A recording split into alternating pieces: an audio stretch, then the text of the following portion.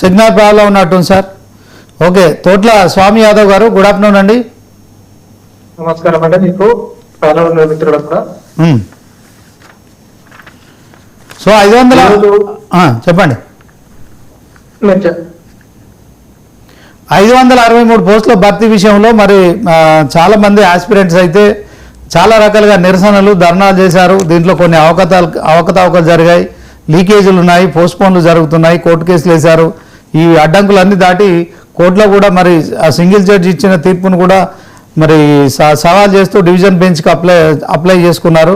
So high court division బెంచ్లో ఇప్పుడు ఈ 562 మందిని సంబంధించి ఎవరైతే మరి ఇప్పటికే తెలంగాణ సీఎం రేవంత్ రెడ్డి వాళ్ళందరికీ కూడా ఈ పత్రాలు ఇచ్చారో, ఉద్యోగ నియామక పత్రాలు ఇచ్చారో, సో వాళ్ళందరికీ కూడా ఉద్యోగాలు వచ్చినట్టేనా? ఇక మీరేం చెప్తారు? ఈ అంశంలో సుప్రీంకోర్టుకు వెళ్తున్నట్టు కూడా తెలుస్తోంది. అదే క్రమంలో మీ అభిప్రాయం ఏంటి సార్? ముఖ్యంగా ఈరోజు ఇది ఒక ప్రధాన సమస్యగా ఇలా నిరుద్యోగులకు, గ్రూప్ 1 రాసినటువంటి అభ్యర్థులకు చాలా సమస్యగా మారిపోయింది. సమస్య చాలా జటిలంగా అయింది. ఈ ప్రభుత్వం ఉద్యోగాలు ఇచ్చారని చెప్పుకున్నటువంటి, పారదర్శకంగా ఉంటుందని చెప్పుకున్నటువంటి ఈ ప్రభుత్వము గ్రూప్ 1 అవకతవకలు జరిగినాయి. 2 సెంటర్లలో మహిళా అభ్యర్థులు మాత్రమే సెలెక్ట్ అయ్యారు. మిగతా సెంటర్లో ఎందుకు సెలెక్ట్ కాలేదంటే వాళ్ళ దగ్గర చెప్పుకోనికి లేదు. ఒక సమస్య అంటే దాన్ని ఎందుకు ఎట్లా జస్టిఫై చేస్తారో, కోర్టు ఎట్లా సమర్థించిందో, ఇలా కోర్టుల మీద కూడా ప్రజలు సస్పెక్ట్ చేసే పరిస్థితి, ఇలా చర్చించుకునే పరిస్థితికి వచ్చింది. అదే కోర్టులో ఒక జడ్జి ఒప్పుకోవడము, ఇంకో జడ్జి తిరస్కరించడం, దాన్ని ఇంకో వ్యక్తికి ఒప్పుకోవడం అనేది ఇలా న్యాయ వ్యవస్థ మీద కొందరు అనుమానం కూడా ప్రజలకు కలిగేది, అభ్యర్థులకు కలిగే అవకాశం కనపడతా ఉన్నది.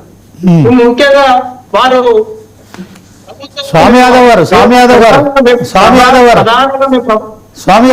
ప్రభుత్వాన్ని మనం జడ్జిమెంట్ ఎక్కడ కూడా మరి కోర్ట్ కంటెంట్ ఆఫ్ కోర్ట్ అవుతుంది కనుక, so single content of court కావచ్చు, ఇంకోటి కావచ్చు, ప్రజలు అనుకునే పరిస్థితికి వస్తుందని చెప్తున్నాను నేనేం చెప్పాలనుకుంటే ప్రజలు ఆలోచించిన ప్రజలు ఈ రకంగా ఆలోచించే పరిస్థితికి రావద్దు, వస్తుంది ఎందుకంటే అడుగుతున్నాను నేను.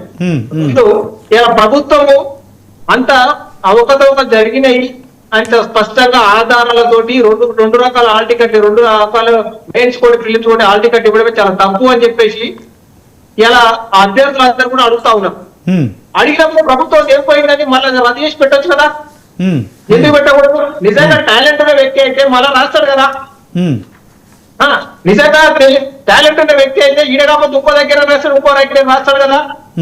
అంటే దాన్ని ఏమర్థమైంది, మేము పోతే మళ్ళీ రావు అని భయం ఉన్నది వాళ్ళు. అంటే నిజంగా వాళ్ళు ఏదో మ్యాన్పులేట్ చేసుకొని వచ్చిన వాళ్ళు మాత్రమే ఆ భయం ఉంటది. వీళ్ళు ఎవరు రద్దు కోరుకోకుండా మాకు ఉండాలి, ఇళ్ళనే ఉండాలని ఎవరైతే కోరుకుంటారో వారు నిజంగా వారి నైపుణ్యతతో వారు సెలెక్ట్ అయ్యారని మేము భావించిన వాళ్ళు అయితే వారి రద్దుకు ఎందుకు కోరుకోవాలి, ఎందుకు ఇంకా ముందు ఆడుతున్నారు?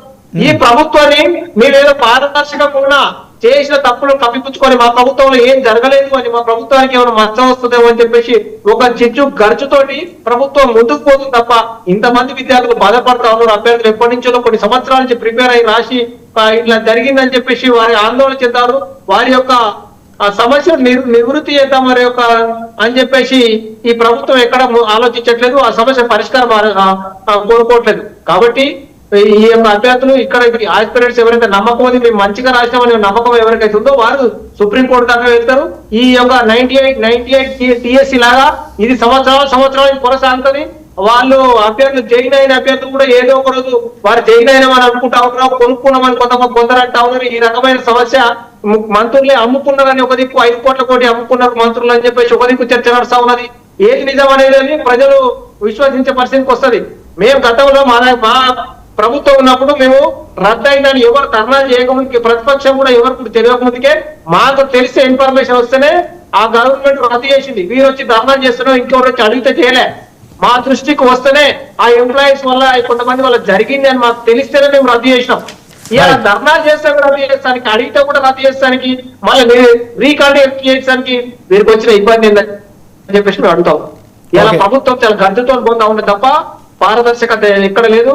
వారి 70,000 ఉద్యోగాలు ఇచ్చిన ఒక భ్రమల కనపడతా ఉంది. కానీ మీరు స్క్రీన్ ప్లే మీద వారు అర్థం మీరు చూపించండి.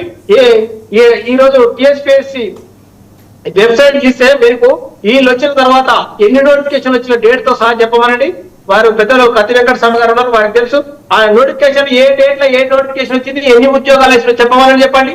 ఇలా 60 ఉద్యోగాలు వీళ్ళు కల్పించి అలా యాడ్ చేసిన 60 ఉద్యోగాలు మాత్రమే యాడ్ చేసి మేమిచ్చినాం అని చెప్పుకోవడం ఎందుకు?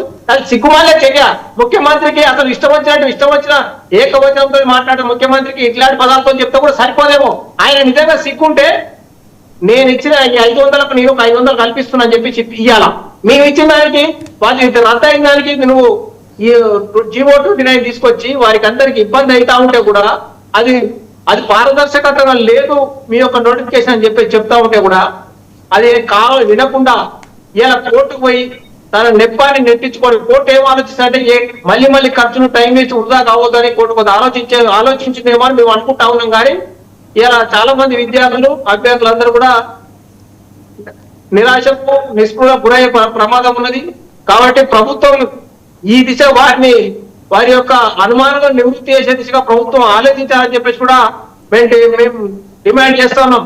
ప్రతిపక్షం మీ మీద ఇన్వాల్వ్ అయినట్టు మేమే చేపించినట్టుగా మేము ఉన్న వాళ్ళు కనుక అని చెప్పేసి మా మీద గర్జతో కోపంతో ఆ కోపాన్ని అభ్యర్థుల మీద తీయొద్దని చెప్పేసి కూడా ఈ ప్రభుత్వం రేవంత్ రెడ్డి ప్రభుత్వానికి మేము తెలియజేస్తా ఉన్నాం. రైట్, ఓకే స్వామి గారు. ఇంకొకసారి వెంకటస్వామి గారు చెప్పండి.